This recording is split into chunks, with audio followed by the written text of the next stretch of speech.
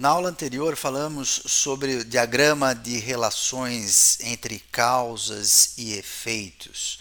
Não é? Vimos que um problema pode ser causado por um conjunto de causas raízes, não é? Ou causas raízes que levam a vários problemas. Em situações como essa, a gente precisa avaliar quais dessas causas ou desses problemas a gente precisa resolver primeiro. Qual é o mais prioritário? Ou quais são as ações que serão implementadas e quais são as ações que deveremos implementar primeiro? De novo, estabelecendo uma prioridade. O uso de técnicas de priorização em situações como essa podem ajudar a estabelecer essa ordem de prioridade. Técnicas de priorização que veremos neste vídeo. A matriz de priorização é basicamente uma tabela onde a gente vai ter as nossas alternativas ou opções, né? Ou seja, aquelas coisas que a gente quer estabelecer uma prioridade. E critérios nas colunas, critérios esses usados para definir essa prioridade ou importância das diferentes opções que temos. Não é? E notas, então cada uma dessas opções ou alternativas vão receber notas em cada um dos critérios e a prioridade ela decorre dessa avaliação global de cada uma das alternativas, considerando o conjunto de critérios. Então, a gente pode usar uma matriz de priorização para várias situações. Né? Por exemplo, na seleção de compra.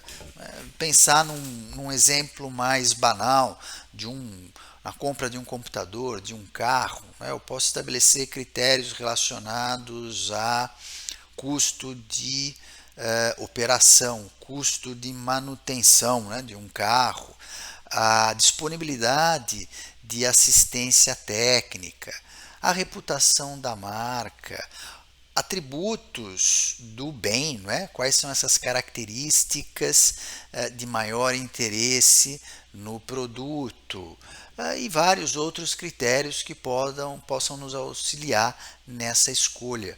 Ou numa seleção de um fornecedor, né? Eu posso ter critérios relacionados à capacitação técnica do fornecedor em atender os requisitos daquilo que eu quero comprar. Eu posso pensar na saúde financeira do fornecedor, na reputação do fornecedor, na facilidade de relacionamento com o fornecedor.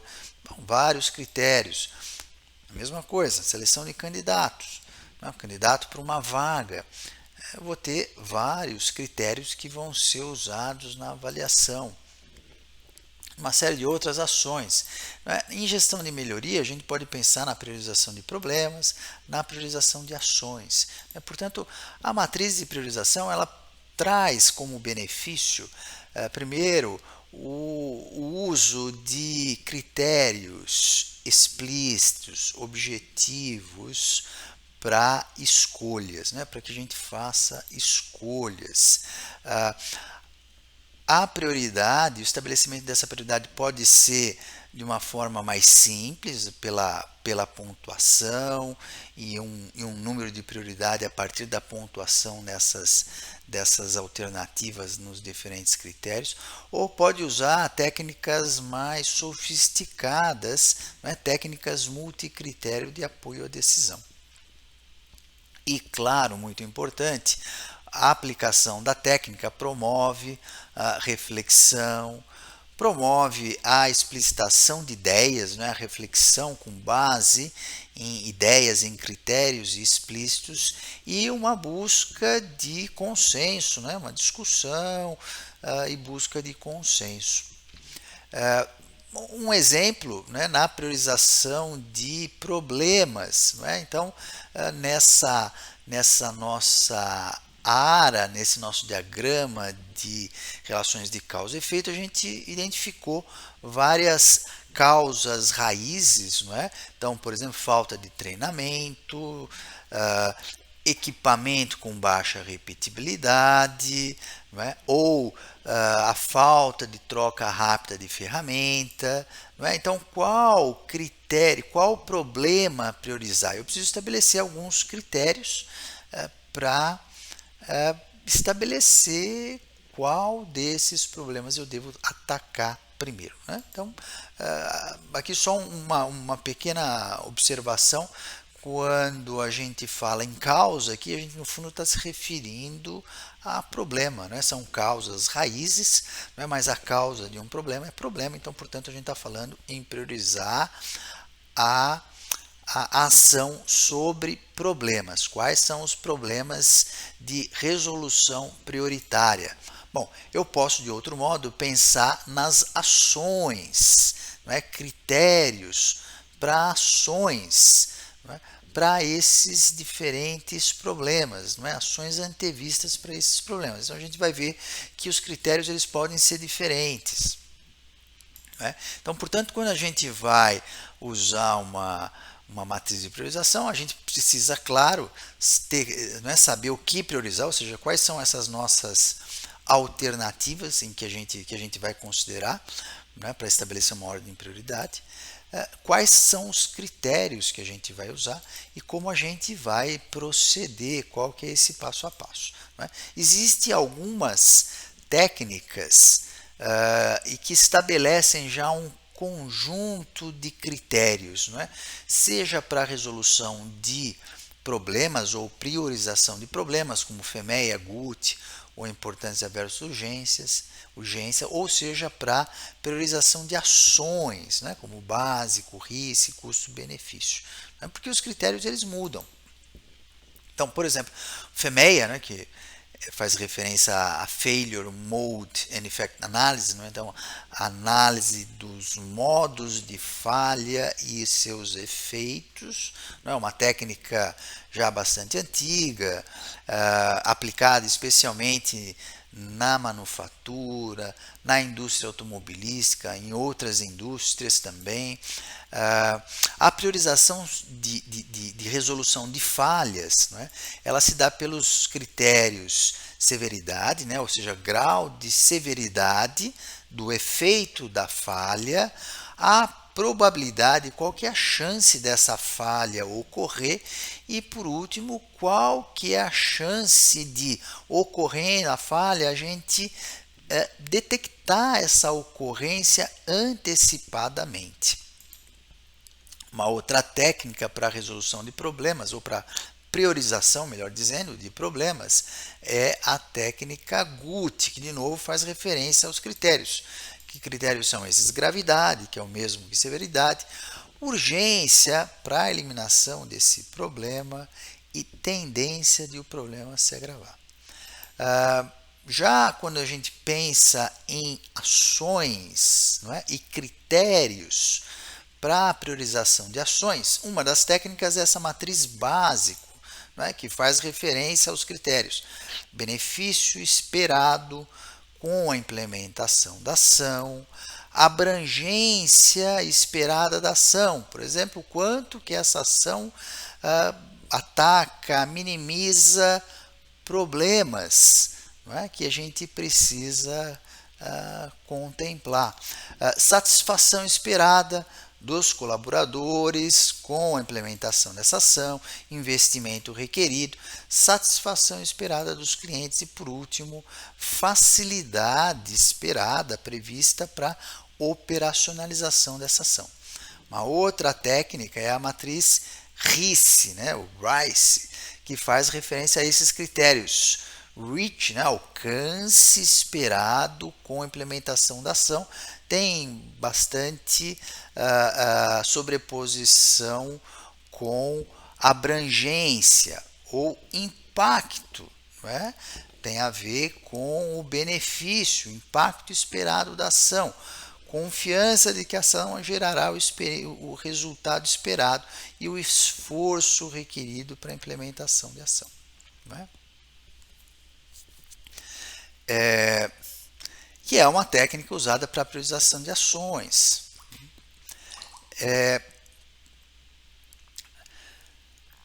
A gente pode definir uma matriz de priorização usando alguma dessas técnicas ou usando um conjunto de critérios que a gente entenda que seja relevante ou que sejam os mais importantes para aquela situação que a gente está lidando. Então vamos pensar numa situação que a gente selecionou o critério gravidade das consequências, o impacto esperado, né, com a eliminação do problema e a expectativa dos stakeholders sobre a necessidade de solução desse problema. Veja que a gente usou dois critérios que estão nessas outras técnicas, gravidade e impacto, e incluímos aqui um critério que foi um critério que a gente estabeleceu a partir dessa análise dessa situação, essa expectativa dos stakeholders. O que os stakeholders esperam, querem, não é? O que para eles é o mais prioritário. Ou um outro exemplo, né? Qual que é o benefício esperado com a solução proposta? Qual que é o custo de implementação da solução? Qual que é a complexidade de implementação da solução, né? Ou seja, diferente da facilidade de operação, mas complexidade. Eu posso também misturar critérios relacionados, né? Ora pensando no problema, ora pensando na ação que a gente entenda para esse problema, né? Então eu posso pensar na gravidade, um critério, gravidade das consequências do problema, o impacto esperado com a solução pensada para resolver esse problema e o esforço requerido para implementar a solução pensada, não é? Muito bem, como priorizar? De um modo geral, o que a gente faz é estabelecer, dar uma nota para cada uma das nossas alternativas em cada um dos critérios, e a prioridade decorre do produto dessas notas, né? Então, o grau de prioridade, quanto maior a nota, maior a prioridade a ser dada àquela alternativa. Essa atribuição de notas, ela, claro, existem, não é? Então, o que a gente chama de critério de benefício, ou seja, por exemplo, gravidade. Quanto maior a gravidade, maior a nota, né? Então vai estar aqui no topo da escala. Quanto mais baixa a gravidade, menor a nota. Impacto, quanto maior o impacto, né, vai estar aqui na parte nível alto da escala. Baixo impacto, nível baixo da escala. Benefício, né? Maior o benefício, vai estar aqui no nível alto da escala, menor o benefício, nível baixo da escala. Por que a gente está falando isso? Porque existem critérios que a gente chama de critérios de custo, em que a escala é invertida. Custo é o primeiro exemplo, não é? Um baixo custo, óbvio que vai numa escala de prioridade, vai estar aqui no nível alto da escala, e o alto custo vai estar no nível baixo da escala. A mesma coisa com detecção, né? Baixa detecção, numa escala de prioridade, vai estar aqui no nível alto da escala. Alta detecção no nível baixo.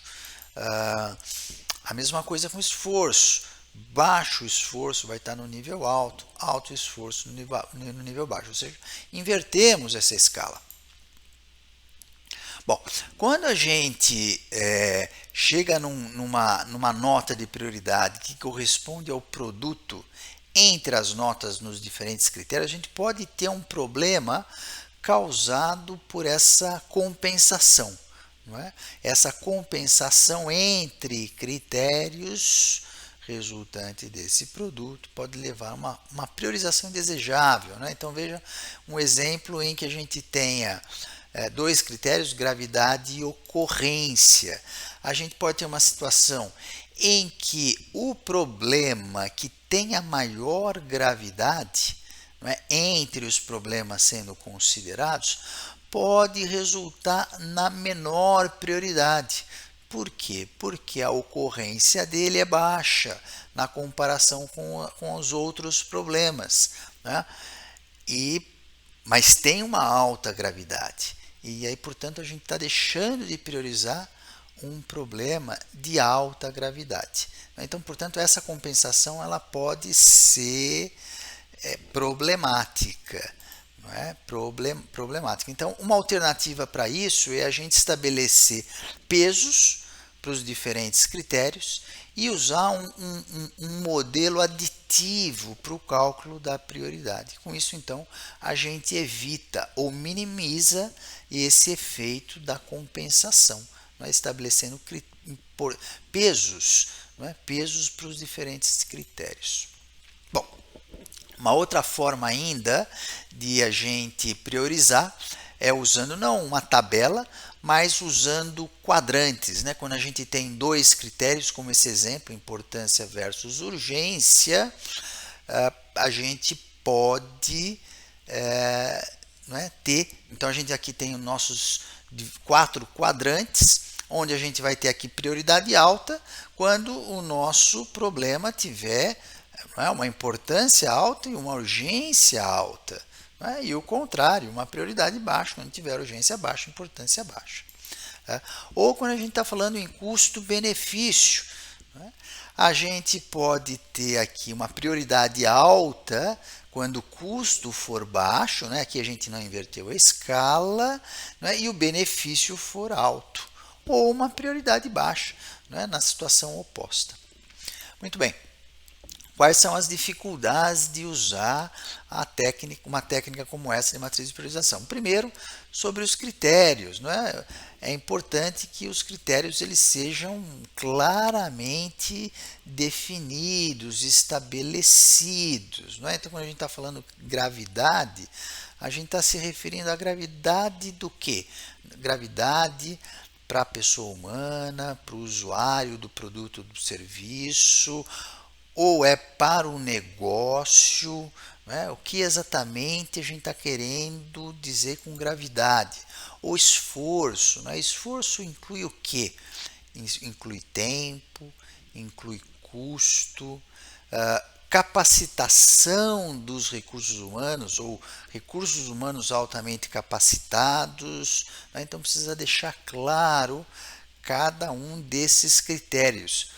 De novo, na atribuição de notas, essas notas elas são normalmente decorrentes de uma avaliação subjetiva, a partir de termos linguísticos, com uma correspondência com níveis da nossa escala. Então, portanto, precisa ser bem definido. Então, nesse exemplo da gravidade, eu posso usar aqui uma escala com 5 níveis, cada um dos níveis fazendo referência a um termo linguístico. Então, nota máxima, extremamente grave. Nota 4, muito grave. E assim por diante. Mas mesmo assim, eu preciso deixar bem claro o que significa cada um desses níveis. Então, extremamente grave, o que significa isso? É um alto risco de acidente fatal sem aviso prévio. Muito grave, alto risco de acidente, mas não fatal. Grave, risco de acidente, mas com possibilidade de detecção antecipada da ocorrência desse problema. E assim por diante, a gente precisa ter muito claro, muito explícito o que significa cada nível da escala. Por quê? Porque diferentes decisores vão avaliar, vão pontuar as alternativas nesses diferentes critérios, e se não tivermos esses termos linguísticos muito claros, muito bem definidos, a gente vai ter avaliações desencontradas. E esse é um problema, porque quando a gente tem um julgamento por mais de um decisor, o que a gente vai fazer? De um modo geral, a gente vai usar a média entre as notas atribuídas. E vai ser um problema quando houver divergência. Mais ainda quando a divergência acontecer por um entendimento não comum, entre os diferentes decisores sobre os nossos termos linguísticos, níveis da nossa escala. não é? Claro, a gente pode minimizar divergências usando um método Delphi, não é? Que é uma técnica um pouco mais elaborada para redução de divergências quando a gente tem decisão em grupo.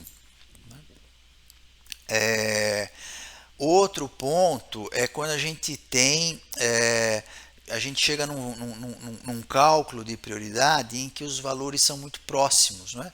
Isso, claro, abre espaço para questionamento, né? Qual deve vir primeiro? Qual que é o mais importante? Quanto essa nota atribuída não é, a diferença é muito pequena.